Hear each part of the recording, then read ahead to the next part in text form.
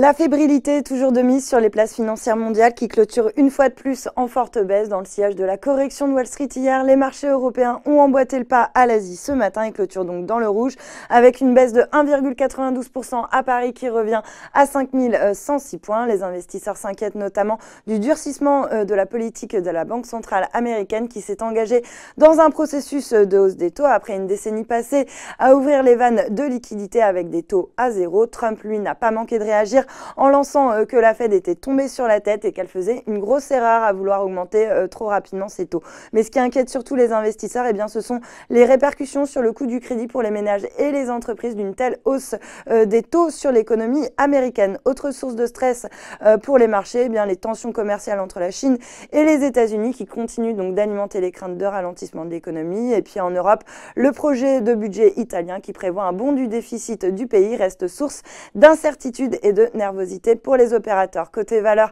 le secteur technologique évoluait en ordre dispersé au lendemain d'une forte chute du secteur à Wall Street. ST Microelectronics signe par exemple la plus forte hausse sur le CAC, tandis que Capgemini était pénalisé par un abaissement de sa recommandation à neutre contre acheté auparavant par Oddo BHF. Le secteur du luxe lui est resté mal orienté au lendemain d'un plongeon sur fond de crainte d'un ralentissement des ventes en Chine. Kering perd encore 2,36% à 372,30 €, tandis que LVMH cède 1,26%. Et puis les valeurs pétrolières glissaient également dans le sillage de la baisse des prix du baril, à l'instar de Total qui clôture en baisse de 3,43%. Et puis parmi les rares valeurs dans le vert, Ingenico qui profitait d'un mouvement de spéculation alors que Natixis aurait manifesté son intérêt pour le spécialiste de la monétique. Toutefois, Natixis ne serait pas la seule intéressée selon des sources de marché qui croient savoir que Edenred aurait également engagé des discussions avec Ingenico. Et puis toujours à contre-courant du marché, Ubisoft qui se distingue après cette félicité